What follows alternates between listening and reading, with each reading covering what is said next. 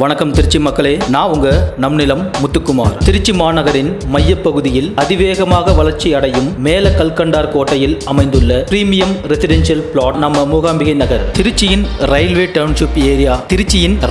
Township area என்று அழைக்கப்படக்கூடிய railway மருத்துவமனை, ரயில்வே காலனி, ரயில்வே மைதானத்திற்கு மிக மிக அருகில் அமைந்துள்ள சேஃப் அண்ட் செக்யூரான பிளேஸ்ங்க இது.